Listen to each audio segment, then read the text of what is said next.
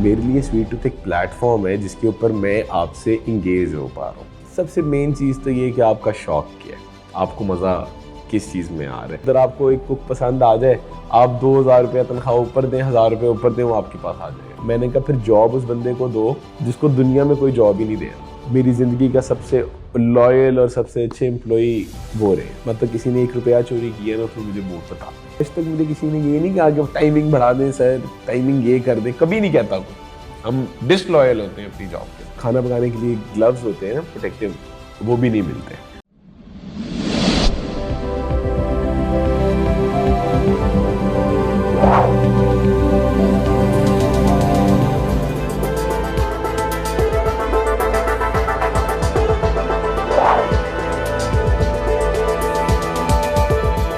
अस्सलाम वालेकुम नाजरीन, शेयरिंग ऑफ प्रोफेशनल विजडम में एक नए इंटरव्यू के साथ मैं हूं आपका मेज़बान अली रहमान खालिद। नाजरीन, मैंने एक जुमला कहीं पे पढ़ा था कि एक दोस्त को खिरदमंद होना चाहिए या दर्दमंद होना चाहिए, यानी इसमें से आपने दुरुस्त चूज़ करना था, खिरदमंद और दर्दमंद से। तो उसमें दुरुस्त जवाब ये था कि एक दोस्त को दर्दमंद होना चाहिए, क्योंकि जो खिरदमंद दोस्त होगा वो आपको अपने फ़ायदे के लिए इस्तेमाल करेगा, अपने मतलब के लिए इस्तेमाल करेगा, लेकिन जो दर्दमंद दोस्त होगा वो आपका दर्द करेगा। एक ऐसी ही इंसानियत का दर्द रखने वाली शख्सियत आज हमारे साथ मौजूद हैं। ये CEO हैं स्वीट टूथ के और इसके साथ साथ ऑरेंज लॉफ्ट के।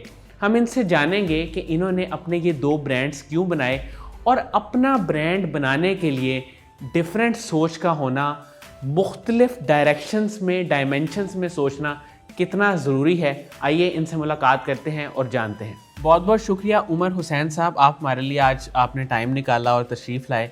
सर, मुझे ये बताइएगा कि आपकी स्टोरी में मैंने देखा बहुत स्ट्रगल है और आपने टेक्सटाइल के बिज़नेस से शिफ्ट किया फूड इंडस्ट्री में, आपने स्वीट टूथ के नाम से अपना ब्रांड बनाया। इसके पीछे क्या वजह थी, क्या स्ट्रगल थी, क्या जर्नी थी? मैं चाहूँगा आप बताएं। जर्नी तो स्ट्रगल का ही तो मज़ा है। ये जर्नी शुरू होती है, मैं कहता हूँ कि आज मैं जो भी हूँ उसकी एक रीज़न है। छोटे होते मेरी माँ ने एक चीज़ सिखाई थी, किसी से हाथ मिलाने से 10 नेकियाँ मिलती हैं। तो मैं वो छोटा बच्चा था जो स्कूल एंटर होते हुए गार्ड आया, टीचर, सारे, जो कोई बच्चा मेरे सामने से नहीं गुजर सकता था जिसको मैं रोक के हाथ ना मिलाऊँ।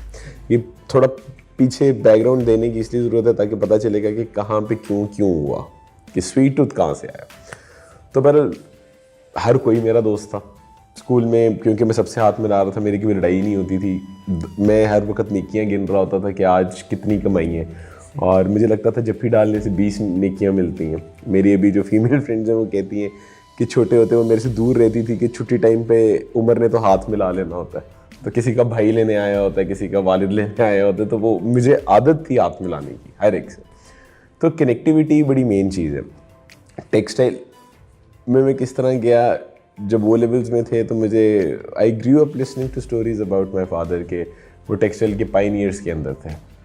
तो बचपन से उनके बारे में कहानियाँ सुनते थे। वो 93 में he was kidnapped and murdered. ठीक है, तो मैं 4 साल का था तब। तो मुझे एक शुरू से शौक़ था कि जिस तरह के वो इंडस्ट्रियलिस्ट थे और जिस तरह के वो बहुत गिवर थे, ठीक है, तो मेरे लिए रोल मॉडल वो थे कि मैंने वैसे आना है। तो एक वो ना अटैचमेंट थी एक चीज़ टेक्सटाइल के साथ कि किसी तरह हम इसके अंदर आए। तो तब टी शर्ट्स नहीं मिलती थी और क्या कहते हैं, ये वो वाला टाइम था जब एकदम मोबाइल फ़ोन्स के अंदर ऑडियो ट्रैक्स और चीज़ें आना शुरू हो गई। ठीक है, ओ लेवल्स की बात है। नए नए बैंड बने पाकिस्तान के, आतिफ वगैरह, तभी जल बना, EP नूरी कॉल, ये मतलब वो दौर था कि सब एकदम पहला म्यूज़िक का भी बूम आया था।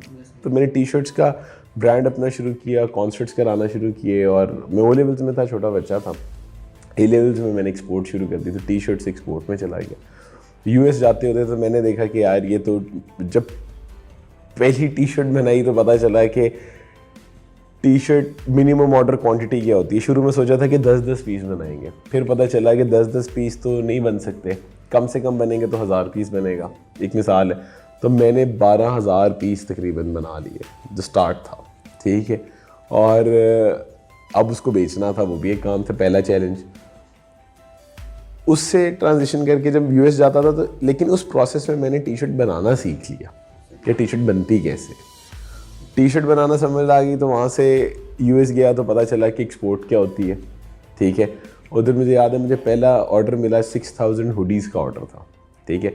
एक कोरियन था, उसको मैं मिला, उसको मैंने बताया कि मुझे पता है किस तरह बनता है और क्या है, और उसने ना मेरे 2 दफ़ा मजाक उड़ाया, हंसा कि ये छोटा सा बच्चा आ गया और ये कह रहा है कि मुझे हुडी का ऑर्डर दे दे, जो भी चीज़ है, टी शर्ट का, हुडी का ऑर्डर दे। मैं उसके पीछे पड़ गया। चक बुक ली उसका नाम था, कोरियन है।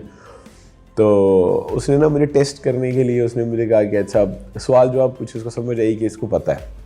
उसने मुझे 6000 हुडीज़ का ऑर्डर दे दिया। मैंने 15 सिलाई मशीनें ख़रीदी और मैंने टेक्सटाइल में घुस गया। अभी मैं ओ लेवल्स में हूँ, मेरी एज 15-16 साल है, ठीक है। तो 15 स्टिचिंग मशीन्स ख़रीदी, एक हॉल किराए पे लिया 40,000 रुपये पे, और यूनिट लगा के शुरू हो गया ना, ठीक है। बस 6000 हुडी से शुरू करके I crawl to 240 stitching machines, ठीक है। यूएस में हर साल 2 दफ़ा स्टॉल लेता होता था मैजिक शो के ऊपर। मैजिक शो दुनिया का सबसे बड़ा ट्रेड फेयर है फॉर टेक्सटाइल, ठीक है, लॉस वेगस में लगता है। तो मैं कैसीनो फ्लोर पे नहीं जा सकता था क्योंकि मैं 18 से छोटा था और मैं मैजिक शो पे जाता होता था, ठीक है। मैंने उमर टेक्सटाइल कंपनी अपनी माँ के नाम पे खोली, साइन मैं करता था, ठीक है, क्योंकि अकाउंट नहीं खोल सकता था।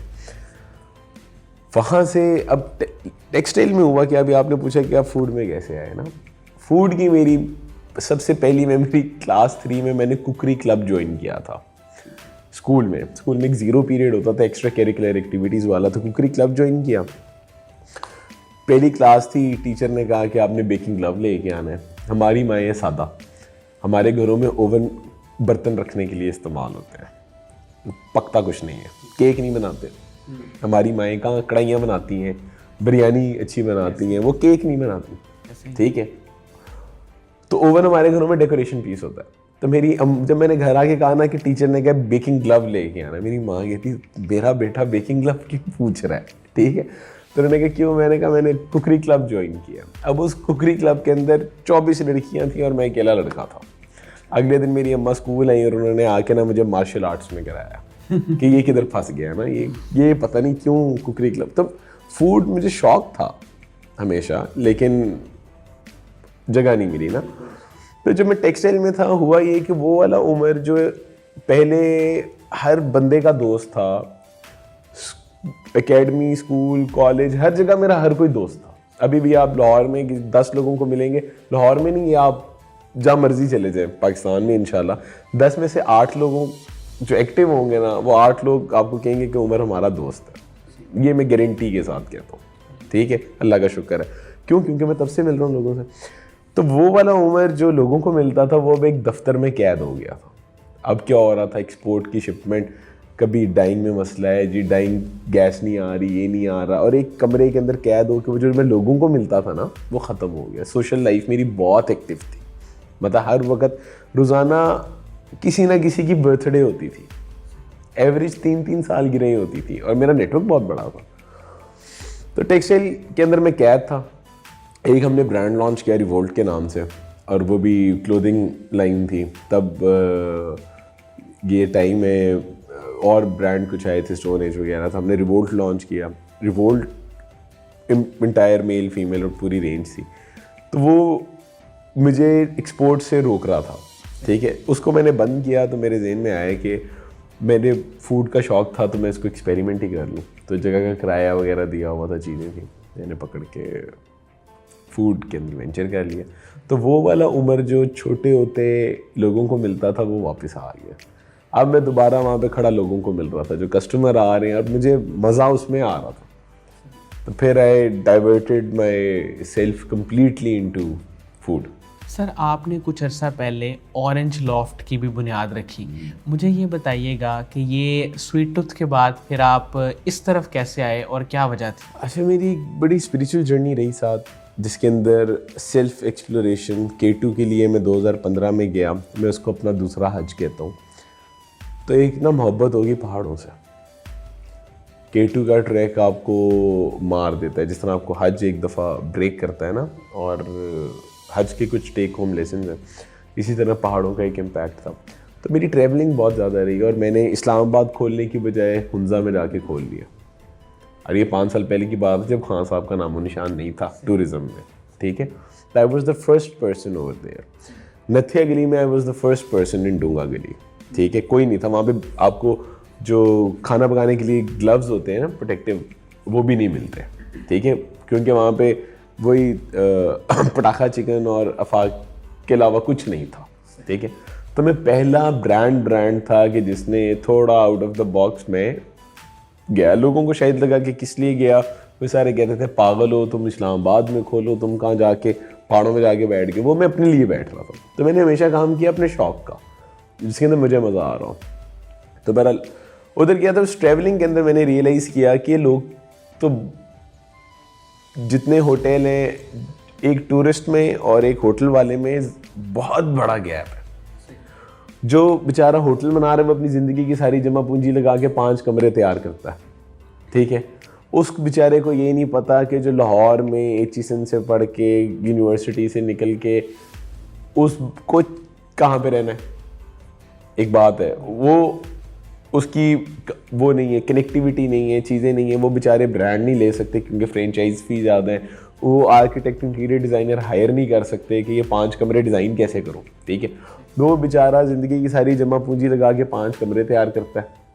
किसी भी आप पहाड़ में चले जाएँ या किसी जगह पे चले जाएँ, उसको ये नहीं। अब देखें, आप सफ़ेद पेंट करें या काला पेंट करें, पैसे उतने ही लगने हैं, ठीक है। वो फूलों वाला कंबल ख़रीद लेता है, वो दीवार की लकड़ी के ऊपर पिंक कलर का पेंट कर देता है, क्योंकि उस बेचारे को नहीं पता। उसको ये नहीं पता कि उसकी लोकेशन कितनी प्यारी जगह पे है। उनको कोई बताने वाला नहीं है। वो देखते हैं कि अच्छा लोग आ रहे हैं, क्योंकि वो पैदा उधर हुए, उधर ही रहे। तो मुझे एक डिस्कनेक्ट फील हुआ कि टूरिस्ट आता है, उसको सर्विसेज नहीं मिल रही होती, और जो बेचारा होस्ट करना चाह रहा होता है वो पूरे दिल से करना चाह रहा होता है, लेकिन उसको पता नहीं है कि पंजाबी को बाथरूम कितना पसंद है। सही, कि बाथरूम प्यारा होगा तो वो कमरे में रहेगा। अब उनको ये नहीं पता कि हम लोग कमोड के अलावा बैठ नहीं सकते। एक बात है, उनके लिए अभी तक वो वहाँ तक नहीं पहुँचे, वो अभी थोड़े से पीछे हैं क्योंकि वो गांव है। तो मुझे वो जो डिस्कनेक्ट था, मैंने कहा कि उसको फिल करना बहुत ज़रूरी है। और पाकिस्तान की टूरिज़्म, नॉट जस्ट टूरिज़्म, कोई भी बंदा जो ट्रैवल कर रहा है, आप मुझे बताएं, आप कभी गुजरांवाला जाएँ कि जाएँ तो आपको यही नहीं पता कि आपने कहाँ रहना है, आपको रिश्तेदार ढूंढेंगे। इसका मतलब ये है कि ट्रैवलिंग में अभी बहुत बड़ा गैप है। तो मैं कहता हूँ, there are 3 types of tourist. Number 1, people travelling with families and honeymooners, ठीक है। ये वो लोग हैं जिनको फैसिलिटी सारी चाहिए, मियाँ बीवी ट्रैवल कर रहे हैं, गर्लफ्रेंड के साथ जा रहे हैं। मतलब एक बात कर रहा हूँ कि लोग, उनको फैसिलिटीज़ पूरी चाहिए, ठीक है। Number 2 is people travelling in the form of group. ये लोग हैं जो 25 लोग, 30 लोग, 50 लोग ग्रुप की सूरत में ट्रैवल कर रहे हैं। आप ऐसे देखें तो क्या कहते हैं, आपके पास एक भी हॉस्टल नहीं है। इसके लिए हमारा हॉस्टल मॉडल है कि लोग 1500 रुपये के अंदर रात गुजार सकें। आप अकेले जा रहे हैं, आपको अभी भी 3 बेड वाला कमरा लेना पड़ता है, जिसमें 2, एक डबल बेड और एक मैट्रेस। 3 लोग जा सकते हैं ना एक कमरे के अंदर। तो उस कमरे के अंदर अगर आपने अकेले भी ट्रैवल करना है तो आपको अकेले रहना पड़ रहा है। ये भी एक प्रॉब्लम है। मतलब हॉस्टल्स नहीं है हम लोगों के पास, तो आप अकेले जा रहे हैं और आपने बजट में रहना है तो आप कैसे रहेंगे, ठीक है। नंबर 3 है जो लोग एडवेंचर करना चाहते हैं, तो उनके लिए हमारे इग्लूज़ हैं, हमारे सनाताबाद पे लगे हुए हैं। हमने भी माउंटेन लेक कलाम में शुरू किए, फिर बांसरा गली किया, फिर हमने TDCP की सारी साइट्स क्लैंपिंग में लॉक की हैं। तो जितने पंजाब की TDCP की साइट्स हैं उन सब के ऊपर इंशाल्लाह आहिस्ता आहिस्ता हम लोग ग्लैम्प्स और वो चीज़ें लेके आ रहे हैं। तो मकसद ये है कि इसके अंदर अब हमारे पास मार्केटिंग मसल भी है, लोगों को हमारा पता है, लोगों तक हमारी आवाज़ जा सकती है। तो हम लोग लोगों को, हमारी इंगेजमेंट ज़्यादा है। तो जो जिस बेचारे ने 5 कमरे बनाए हैं उसकी वो आवाज़ नहीं है। तो ये जो नया दौर है कनेक्टिविटी का है। तो जब ये सारे ऑन बोर्ड हों तो हम लोग सबको एक अम्ब्रेला के अंदर कर सकें और सबको पता हो कि स्टैंडर्डाइज सर्विस मिल रही है। सर, अपना ब्रांड बनाने के लिए या खुद ब्रांड बनने के लिए आउट ऑफ द बॉक्स जाना कितना ज़रूरी है? देखिए, मेन चीज़ ये है कि आप, पहली चीज़, सबसे मेन चीज़ तो ये है कि आपका शौक़ क्या है, आपको मज़ा किस चीज़ में आ रहा है। आपने स्ट्रगल की बात की थी, स्ट्रगल का मुझे किक मिलती है, मज़ा आता है, ठीक है। जो भी चीज़ करें उसको एस करें, ठीक है। पैशन का होना और आउट ऑफ द बॉक्स जाना, दोनों चीज़ें इकट्ठी हैं। आउट ऑफ द बॉक्स आप खुद ही होते हैं। अब मैं हमेशा कहता हूँ कि हर प्रॉब्लम का एक क्रिएटिव सोल्यूशन होना चाहिए, ठीक है, और वो होता है। हम लोगों को वो एक प्रॉब्लम जब भी आती है ना, तो उसको आपने प्रॉब्लम लेके उसके अंदर दबना नहीं होता, आपने उसको एक सोल्यूशन ऐसा निकालना होता है जो कि वो खुद ही आउट ऑफ द बॉक्स हो जाएगा। अभी सारे मरी वालों को गालियाँ निकाल रहे थे वो तो बर्फबारी हुई, मसले बने, सो मेनी प्रीशियस लाइव्स वर लॉस्ट, लेकिन किसी कोई अभी तक मुझे एक भी चैनल के ऊपर, किसी एक भी जगह के ऊपर कंस्ट्रक्टिव कुछ नहीं नज़र आया। हुकूमत ने क्या किया, बंद हुकूमत, उन्होंने कहा मरी बंद कर दो, ठीक है। आपके जो लोकल्स हैं वो बेचारों के ऊपर सबने ब्लेम करना शुरू कर दिया। हर चारों पांचों के बराबर नहीं होती, बुरे लोग भी होते हैं, अच्छे भी होते हैं, हर जगह होते हैं, टूरिस्ट भी अच्छा भी होता है, बुरा भी होता है। मरी के लोगों को गालियाँ पड़ना शुरू हो गई, मरी के लोगों ने अवाम को गालियाँ निकालना शुरू की, अवाम ने हुकूमत को गालियाँ निकालना शुरू की, एक साइकिल बन गया ना गंदा। किसी एक चैनल पे, किसी एक जगह पे मुझे कंस्ट्रक्टिव फीडबैक नहीं नज़र आया। आई कॉल्ड, कुछ एडमिनिस्ट्रेशन के मेरे दोस्त हैं इस्लामाबाद और पिंडी के, आई कॉल्ड देम कि यार मेरी बात सुने, एंट्री पॉइंट के ऊपर एक पॉपअप शॉप लगा के चेंज नहीं रख सकते कि जो बंदा जा रहा हो आप पहले पूछें कि क्या आपके पास चेन है, आप होंडा सिटी फ्लैट टायर लेके जा रहे हैं, गुड्डी नहीं है, स्नो टायर नहीं है, और आप बर्फ़ में जा रहे हैं, आप स्लिप करेंगे?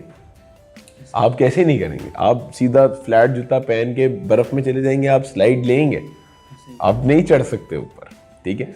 तो लोगों को अवेयरनेस गवर्नमेंट का काम है, वहाँ पे गवर्नमेंट को पढ़नी चाहिए। अवाम जो ट्रैवल कर रही है उसको पता होना चाहिए कि बर्फ़ में क्या चीज़ चाहिए, तो उसको करने के ऊपर किसी का काम नहीं नज़र आया। हुकूमत ने कहा मरी बंद कर दो। क्यों बंद कर दो? मतलब कि हम किस तरह के डिसीजन लेते हैं? चीनी लेना बंद कर दो, एक बात है, तो तनकीद नहीं है, रियलिस्टिक अप्रोच, कंस्ट्रक्टिव, कि अगर लोगों ने जाना, आप लोगों को नहीं रोक सकते, there is no way you can stop them. आप मल्टीपल जगह तैयार करें, अब टीडीसीपी के अंदर बड़े ज़बरदस्त काम करें, इसमें कोटली सतियाँ को डेवलप करना, आपको अभी तक मरी के अलावा हम लोग हिल स्टेशन डेवलप नहीं कर सके। तो गवर्नमेंट को कंस्ट्रक्टिव काम करना चाहिए। मार्केटिंग बजट, अब उसको बंद करके जो रेवेन्यू लॉस है पूरी आवाम का, वो कितना बड़ा है। लोगों की इंटरटेनमेंट सफ़र की है, लोग हमारे तो वैसे ही डिप्रेशन है पूरे मुल्क में, तो वो निकाल लें जो बर्फ़ देखने गए थोड़ी देर happy moments with their family, तो आप वो भी नहीं कर पा रहे।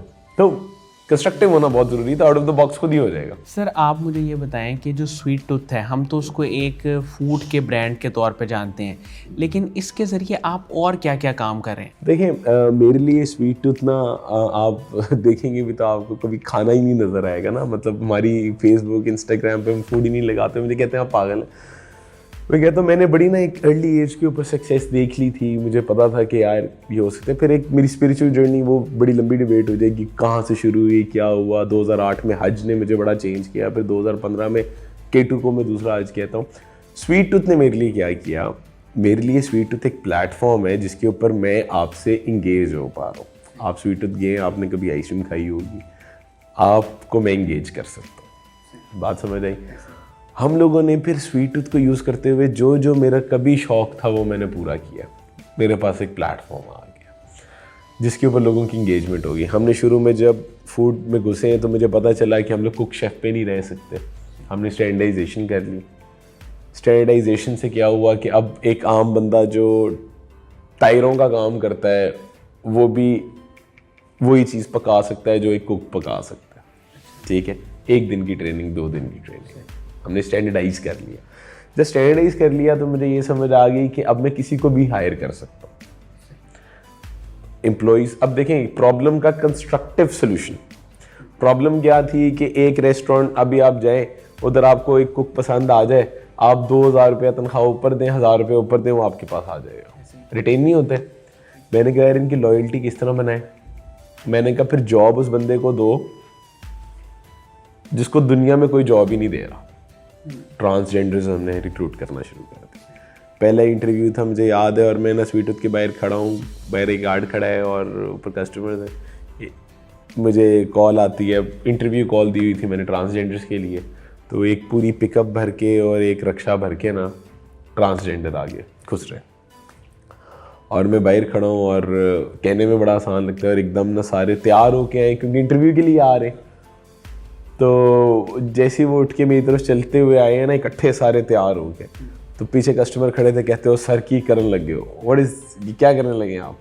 तो मुझे रियलाइज़ हुआ कि ये पार्ट ऑफ आवर सोसाइटी है और इनसे कभी हमने मोहब्बत ही नहीं की। हमने कभी इनके लिए कुछ किया ही नहीं है, इनको कभी जगह ही नहीं दी, उस तरीके से मजाक उड़ाया है, इनका चौकों पे मजाक उड़ाया है, ठीक है, जो कि गलत है। तो फिर मैंने बड़ा सख्त एसओपी किया कि कोई जीएम हो या जो भी हो, जो किसी की ज़ात पे बात करेगा वो उसी वक्त फायर होगा, ठीक है। हमने फिर ट्रांसजेंडर्स का कोटा सेट किया। फिर मैं डिफरेंटली एबल्ड कहता हूँ, जो डिसेबल्ड हैं, बड़े स्पेशल बच्चे होते हैं, और मेरे ख्याल से मेरी ज़िंदगी का सबसे लॉयल और सबसे अच्छे एम्प्लॉई वो रहे हैं। मतलब किसी ने 1 रुपया चोरी किया ना तो मुझे बहुत बताते हैं, वो मतलब इतनी लॉयल्टी कि जिसकी इंतहा नहीं है। तो फिर हमने उनके लिए स्पेशल स्टेशंस बना के उनको रिक्रूट किया, एक स्पेशल कोटा किया उनके लिए जिनको ज़िंदगी में कोई ना रखे, ठीक है, और उनको equal pay to a normal person. बड़ी एक अच्छी बात बताने लगा हूँ तो मैं, अभी तक का हमारा सबसे स्टार एम्प्लॉय मेरी ज़िंदगी का, जो मैं जिसे कहता हूँ कि जिसको देख के मैं इंस्पायर हुआ था, वो वलीद बच्चे का नाम था। He is not any more, he passed away. वो बच्चा आप उसकी मूवमेंट ज़ीरो थी, वो बात नहीं कर सकता, व्हीलचेयर बाउंड था, और वो मुंह टेढ़ा करके ना कैसे वो इस तरह बात करता था, क्लियर बात भी नहीं कर सकता था। लेकिन जब मैंने इनके डिफरेंटली एबल्ड के इंटरव्यूज़ रखे हुए थे ना, तो ये वो बच्चा था कि सारे ना परेशान बैठे हुए थे, और मैं एंटर हूँ जब इंटरव्यू लेने थे, तो वो ना सबको कह रहा था ज़्यादा से ज़्यादा क्या होगा, ये जॉब नहीं देंगे, फिर क्या होगा। वो लीडरशिप क्वालिटी मुझे उसमें महसूस होगी, वो सबको एड्रेस कर रहा था। तो मैंने उसको सिंगल आउट कर लिया कि यार सबसे ज़्यादा मतलब जो कुछ नहीं कर सकता वो ये, और सबसे ज़्यादा जो कुछ कर सकता है वो भी यही है। मुझे उसी वक्त समझ आ गई थी। मैंने उसका इंटरव्यू लिया और उसने बड़ा मुझे ब्लंट इंटरव्यू दिया। मैंने उसे कहा कि वलीद आपकी जॉब है कि आपने देखना है कि कस्टमर सारे खुश जा रहे हैं, और मैंने एक दिन भी किसी बच्चे पे तरस नहीं खाया, और वो तरस वाली बात ही नहीं, और वो उनमें एक सेल्फ इस्टीम, उनकी एक अपनी वो है। और how can you be like that. वो लेट आते थे तो फ़ाइन लगता है, वो छुट्टी करते हैं तो फ़ाइन लगता है, वो सब कुछ एवरीथिंग वाज द सेम। तो इस बच्चे ने एक हरकत की, हमारी ना सेल्स ड्रॉप हुई गई थी, बड़ा परेशान था। इसका मुझे मैसेज आया कि बॉस हम सुबह का नाश्ता शुरू कर लें कि सेल्स नीचे आएंगी।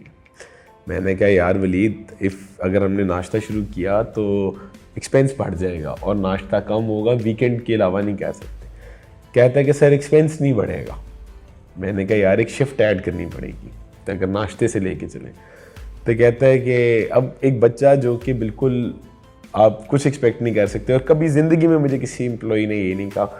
मुझे कहता है कि मैंने सारे एम्प्लॉई से बात कर ली है, हम लोग आपस में ही मैनेज कर लेंगे, एक भी बंदा नहीं बढ़ाना पड़ेगा। सही। मुझे यकीन नहीं आया कि आज तक मुझे किसी ने ये नहीं कहा कि टाइमिंग बढ़ा दें सर, टाइमिंग ये कर दें, कभी नहीं कहता कोई। हम डिसलॉयल होते हैं अपनी जॉब के साथ। उस बच्चे ने कहा, उस बच्चे ने एक स्वीपर की नहीं था, मैंने कभी स्वीपर का इंटरव्यू मैं नहीं लेता, ठीक है, वो मैनेजर वगैरह ले लेते हैं। तो मैं ब्रांच के ऊपर एंटर हुआ और ना इसने कहा कि सर मैंने ना स्वीपर बुलाया, आप उसका इंटरव्यू ले लो। मैंने कहा यार अच्छा, तो मैंने कहा यार बस रख लो। कहता है कि नहीं आप इंटरव्यू ले लो। इंटरव्यू लिया मैंने, जैसा भी लिया, तो कहता है कि इसको क्या सैलरी पे करें। मैंने कहा जो सबको दे रहे 18,000 दे देते हैं इसे। कहता है कि व्हील चेयर घुमाई, वापस आया, कहता ये ना 12,000 रुपये लगा हुआ था, हम इसको 12 नहीं, हम इसको 13,000 देंगे और 5,000 रुपये हम इसको बोनस दे देंगे पहले महीने में, तो ये मोटिवेट हो जाएगा। मतलब आप देखें कि ऑनेस्टी और डेडिकेशन और चीज़ें, तो यू कैन नॉट। तो मेरे लिए बड़ा लेसन था कि आप किस तरह इनेबल रहा ना। तो पर ये कहते हुए अब स्वीट टूथ से मैंने ये शुरू किया। स्वीट टूथ के ऊपर फिर अभी हमारी शेक पिलाई होती है, दूध पिलाई होती है आपकी शादियों के ऊपर, हम शेक पिलाई कराते हैं। हम कहते हैं कि हम लड़की वालों का बोझ थोड़ा कम करें, तो शेक पिलाई स्वीट टूथ की तरफ से जाएगी। आपकी शादी है, आप रजिस्टर करें, हम दूध पिलाई की जगह शेक पिलाई करा देंगे। तो कंस्ट्रक्टिव तरीके मैं आपके लाइफ इवेंट में पेनिट्रेट कर गया। हुंजा पहुंचे, अब मेरे पास एक प्लेटफॉर्म था जिसके ऊपर अब हम चीज़ें कर रहे हैं। अभी जब कोरोना आया तो कोरोना के टाइम के ऊपर हमने अल्लाह देखे ना, सारी जर्नी का कोई मकसद होता है। टेक्सटाइल की जर्नी की वजह से मुझे पता चला कि पीपी सूट तो क्या हो रहा है, ठीक है। हमने जब कोरोना शुरू हुआ तो मुझे मेरे एक मैनेजर का फ़ोन आया कि सर स्टॉक इतना ज़्यादा पड़ा है और लॉकडाउन लग गया, क्या करें। मैंने कहा सारे को पकाएं, क्योंकि फ्रिज चल रहे हैं, फ्रीज़र चल रहे हैं, किसी फ़ायदे के नहीं है। मैंने कहा सारे को पका के हॉस्पिटल्स में बांट दो, ठीक है। मैंने कहा डो पड़ी है, चीज़ें पड़ी हैं, चीज़ पड़ी हुई है, आइसक्रीम्स पड़ी हुई है, मैंने कहा फ्रीज़र से निकालें, सबको ऑर्डर की तरह बना के स्टॉक ज़ीरो कर दो, ठीक है। और सारा कुछ जो जो करीब करीब हॉस्पिटल है वहाँ पे बांट आओ, ठीक है। कोरोना मार्च की बात है, ये तकरीबन 23-24 मार्च की बात होगी। तो उसने यही किया, इन्होंने पका के जिना हॉस्पिटल, म्यू हॉस्पिटल, हर जगह ना बांटा है जहाँ पे जो उनकी ब्रांच करीब पड़ती थी। इसी तरह उनका भी किया। तो जब बांटा तो मुझे ना जिना हॉस्पिटल में एक दोस्त थी, उसका फ़ोन आ गया कि उमर तुमने इतना ख़र्चा किया है, सबको पिज़्ज़ा, लावा केक, कुकी सब कुछ भेजा है, हम बिरयानी खा के भी खुश हैं, तुम खाने की जगह ना, अब उन्हें तो नहीं पता कि मुझे मुफ्त पड़ रहा है कि हम तो स्टॉक ज़ीरो करें, मुफ्त तो नहीं पड़ रहा लेकिन स्टॉक ज़ीरो कर रहे हैं। तो कहती है कि तुमने इतना खर्चा किया, तुम इसकी जगह हमें सूट खरीद दो तो हमारी जान बच जाएगी। तो 1500-2000 तुमने 1500-2000 का खाना एक एक डॉक्टर के लिए भेज दिए, तो इसकी जगह तुम ना हमें सूट खरीद के दे दो। मैंने कहा अच्छा, अब किसी ने आपको कोई काम कहा हो तो आपका दिल करता है कि चलो यार मैं लेके भेज देता हूँ। मैंने फेसबुक पे देखा एक बंदा बेच रहा था पीपीई सूट। मैंने कहा अच्छा, मैंने उसे कहा कि यार मुझे 5 सूट दे दें, तो डॉक्टर से डोनेट करने हैं तो भेज दूँ। कहता है जी 3500 रुपये का। 3000 के 3500 का। मैंने कहा तो कोई स्पेशल चीज़ होगी, मुझे नहीं पता था तब तक कि क्या है ये, ना मुझे शौक था। मैंने कहा यार आप भेज दें। मैंने उसको पेमेंट भेजी और ना 5 सूट आ। कहता ये उमर भाई आपके लिए, वरना तो महंगा है। मैंने कहा चलो ठीक है। वो 5 सूट आ गए। वो 5 सूट जब पहुँचे ना तो मैं भी घर आ गया हुआ था, वो रिसीव किए, मैंने देखे तो वो सब स्टैंडर्ड क्वालिटी, स्टिचिंग थ्रेड निकले हुए, गंदी जिप लगी हुई है। वो मैंने देखा तो देखती, मैं टेक्सटाइल यंगेस्ट मैं उधर से गुजरा हूँ, तो मैंने कहा ये तो बड़ी सस्ती चीज़ होनी चाहिए। ये क्या है, मेरा जो ड्राइवर है वो हमारा सैम्पलिंग मास्टर होता था फैक्ट्री में, वो अभी तक एम्प्लॉई था। तो मैंने से कहा यार पकड़ो ज़रा, खोलो ये है क्या। मैंने लड़के को फ़ोन किया, मैंने कहा ये तो 200 रुपये से ऊपर की आइटम नहीं होनी चाहिए मैथ प्रोडक्शन में, ठीक है। तो कहता आप पागल हो गए ये वो।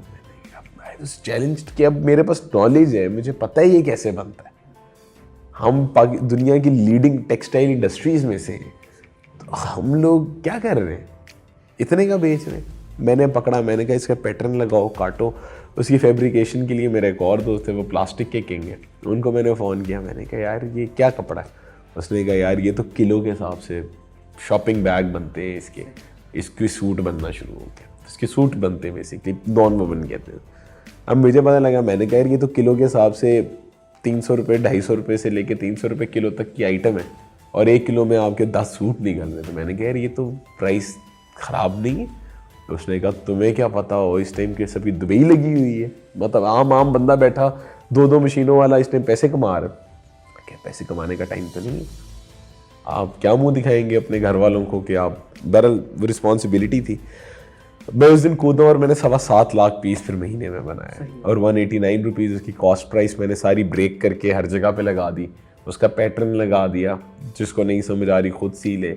फिर गवर्नमेंट ने, PDMA ने बड़ा सपोर्ट किया, बाबर हयात तारड़ साहब थे, उन्होंने बड़ा सपोर्ट किया। सर कासिम अली शाह साहब, उनकी फाउंडेशन और उनके काम को आप कैसे देखते हैं? मैं कहता हूँ कि कमाल, और यही इस टाइम की ज़रूरत है। मतलब अगर मैं ख़ुद भी आके अपनी आवाज़ दे पा रहा हूँ तो वो एक प्लेटफॉर्म बहुत ज़रूरी चीज़ है।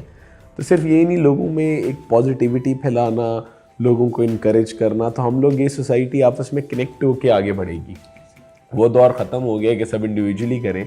अभी फेसबुक आ गए, इंस्टाग्राम, कनेक्टिविटी बढ़ गई है, मोड्स चेंज हो गए, तो लोगों तक आवाज़ पहुंचाना भी आसान है। और कासिम भाई जो काम कर रहे हैं, मैं कहता हूँ सिर्फ यूथ को मोटिवेट नहीं, उसके अलावा डिज़र्विंग तक कुछ भी जो भी छोटी सी नेकी है वो आपको कहाँ ले जाती। तो इनके each and every project that he has started, हमारी पूरी विशेस आर विद हिम। बहुत बहुत शुक्रिया उमर हुसैन साहब, आपकी तशरीफ़ आवरी का। नाज़रीन, मुझे उम्मीद है कि जो लोग इनके काम के बारे में जानना चाहते हैं, इनके ब्रांड के बारे में जानना चाहते हैं, और किस किस अंदाज में ये लोगों को सपोर्ट कर रहे हैं और किस किस तरह इन्होंने सोशल वर्क किया, इस सब चीज़ों के बारे में जानना चाहते हैं, उनके लिए इंटरव्यू इंतहाई मुफीद साबित होगा। अपना बहुत ही ख्याल रखिएगा। अल्लाह हाफ़िज़।